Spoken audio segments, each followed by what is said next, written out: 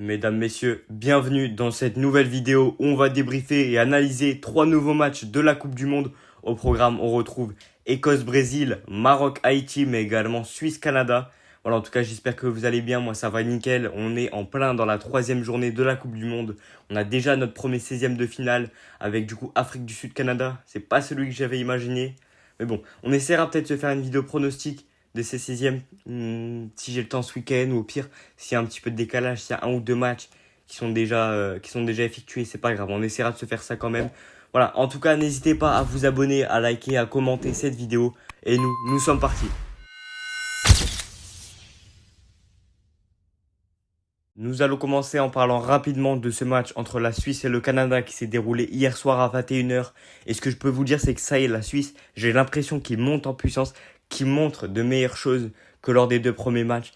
On les a vus déjà plus constants tout au long de la rencontre parce que bon, Manzambi était titulaire. Voilà, faut qu'on se le dise, on l'a dit dans la vidéo. Game Changer, c'est littéralement le titre de la vidéo. N'hésitez pas à aller la voir si vous voulez en savoir plus sur la Suisse ou encore la vidéo des nations à suivre. J'en ai quand même pas mal parlé de Joan Manzambi et même dans la vidéo des joueurs à suivre. En fait, j'ai l'impression que j'évoque tout le temps ce joueur. Mais bon, comme vous voyez là sur les notes, il est encore homme du match. Ça fait sa 2e déjà. Donc ouais, c'est vraiment un excellent joueur qu'on est en train de voir émerger. Et ce Canada, je les ai trouvés un petit peu hésitants, un petit peu décevants. Mais en vrai, c'est un peu eux les gagnants au final. Parce que le Canada vont affronter le pire 2e, donc, qui est l'Afrique du Sud en 16e, tandis que la Suisse va se taper un 3e de groupe dont on ignore. Mais vu les surprises qu'il y a un petit peu à droite à gauche, j'ai l'impression que la Suisse, ils vont se prendre une petite équipe assez sympa et ils peuvent avoir du mal.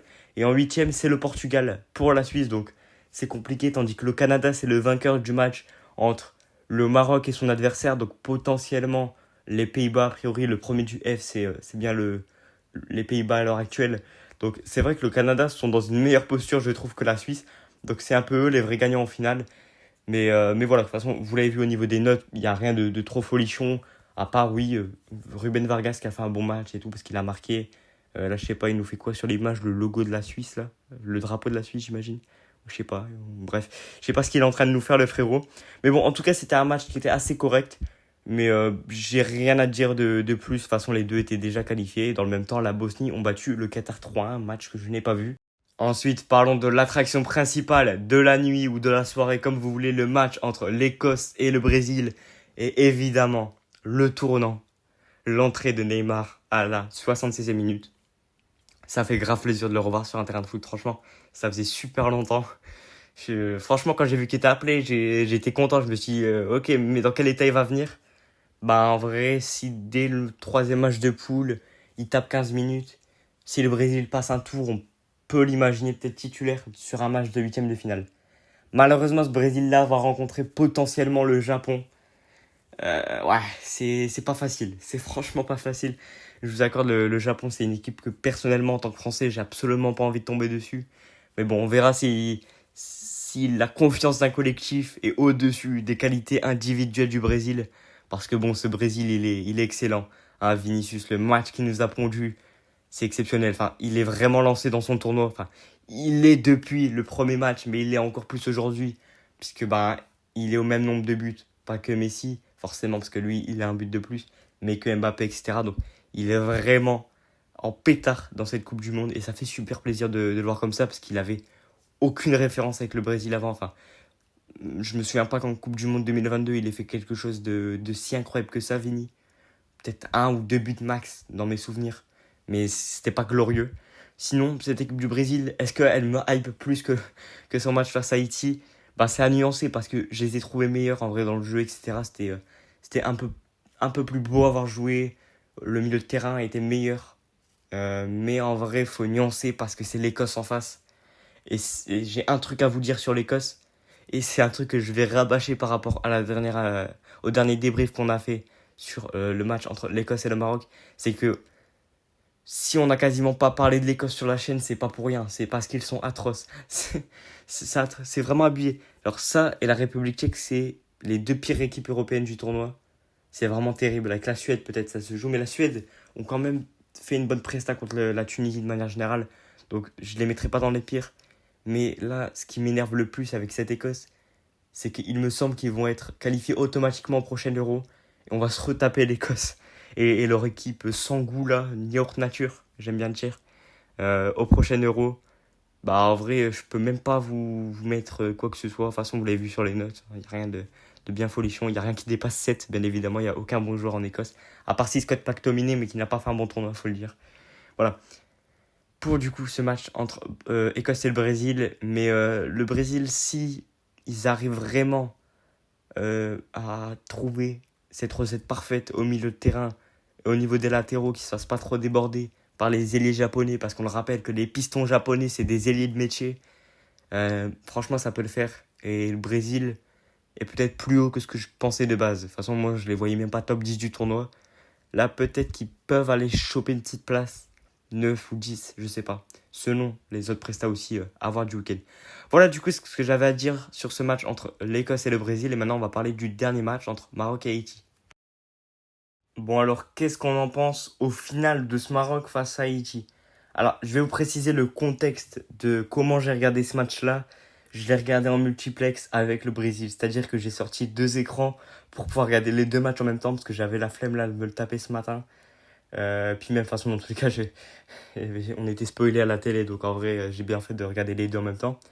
Mais ce Maroc-là, qu'on a analysé comme une très très bonne équipe dans les deux premières vidéos consacrées au Maroc.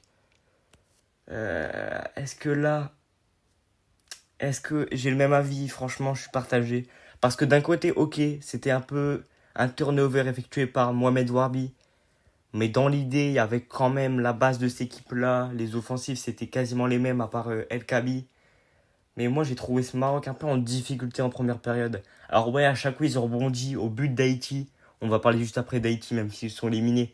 Faut quand même leur mettre une big mention, je pense. Mais ce Maroc-là, en vrai, j'ai l'impression que si j'avais pas regardé ce match-là, j'aurais été super confiant sur le Maroc. Mais en ayant regardé le match, j'ai une petite réserve qui s'installe. En fait, j'ai l'impression que face à une équipe physique et, euh, et on va dire assez accrocheur sur le terrain, ça bégaye un peu. Je pense pas que ça va être le cas. Ah, quoique les Pays-Bas sont quand même pas mal athlétiquement parlant. Donc attention en vrai, parce que vu la presta des Pays-Bas lors du dernier match et la presta du Maroc contre Haïti, qui est bonne hein, dans la majorité, mais qui est pas exceptionnelle non plus, de par l'adversité également. Hein. Quand tu joues contre Haïti, normalement tu dois plus dérouler que ça et pas être en difficulté. Ben moi je sais pas, j'ai un petit peu peur sur ce Maroc-là. Si c'était pas les Pays-Bas, je les aurais largement vus en huitième. Mais avec ces Pays-Bas-là, c'est chaud.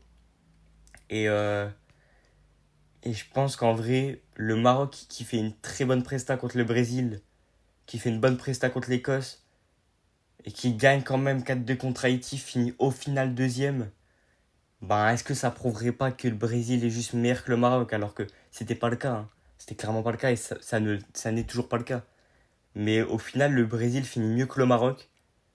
Et ben la logique est du coup respectée, c'est que le Maroc est deuxième et va affronter les Pays-Bas qui sont quand même un adversaire assez chaud. Par le Japon aussi, mais dans une certaine mesure, j'ai plus peur des Pays-Bas que le Japon actuellement. Donc au final, je sais pas, le Maroc... Attention, de toute façon, vous voyez là au niveau des notes, pas non plus exceptionnel. Brahim Diaz, je trouve qu'il est passé à côté complet de son match, alors qu'elle avait fait un bon contre l'Écosse. Un petit peu déçu, en vrai. Mais gros match d'Hakimi, donc ça rassure un petit peu aussi. Sinon, Haïti, franchement, Haïti, je vous en avais déjà parlé. Si Haïti n'était pas dans ce groupe-là, il serait sorti des poules. Enfin, donc, quand je dis sorti des poules, c'est passé en 16e.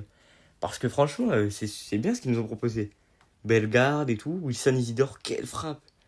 Quelle frappe, quelle frappe! Si j'avais pu vous mettre des vidéos, je vous l'aurais mise. Mais bon, je vais me faire strike, donc je vais éviter.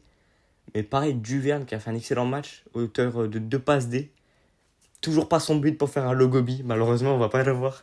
Ça aurait été mon rêve, de toute façon on en avait déjà parlé plein de fois de Duverne, notamment dans mon mercato idéal du RC Lens. Bon, c'est pas le sujet, mais franchement, j'étais super content de voir ce dernier match de Haïti dans cette Coupe du Monde 2026, avant qu'ils repartent chez eux, malheureusement, dans des conflits de ghetto et tout. C'est moins rose que sur le terrain, mais franchement, je garderai une trace de ce Haïti pour cette prochaine Coupe du Monde et dans ma tête.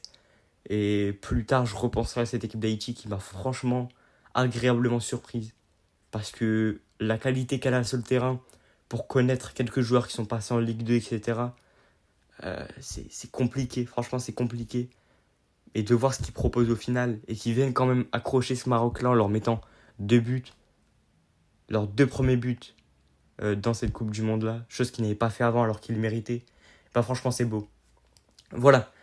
On va conclure du coup cette vidéo ici parce que ça fait déjà un moment que je parle d'Haïti alors qu'ils sont éliminés, etc. Mais ça fait plaisir de voir ce genre d'équipe en Coupe du Monde et c'est pour ça qu'on adore la Coupe du Monde aussi. Donc voilà, on va finir sur ça, sur ce beau message envers Haïti. Et merci d'être là. Merci d'être là pour cette Coupe du Monde. En tout cas, j'espère que cette vidéo vous a plu. N'hésitez pas à partager vos avis sur les matchs en commentaire et sur votre vainqueur de la Coupe du Monde. Ça pourrait être sympa aussi de voir à l'heure actuelle qui vous voyez au final aller chercher ce trophée-là. Nous, on va se retrouver peut-être, comme je l'ai dit, pour une vidéo pronostic. Sinon, je pense lundi, on verra peut-être pour faire des débriefs, etc. Des matchs de 16e. Mais en tout cas, sur cette 3e journée, je ne pense pas refaire de vidéo. Donc voilà. Merci à tous d'avoir suivi cette vidéo. N'hésitez pas à vous abonner une nouvelle fois, etc. pour faire monter la chaîne. C'était KOL7. Ciao.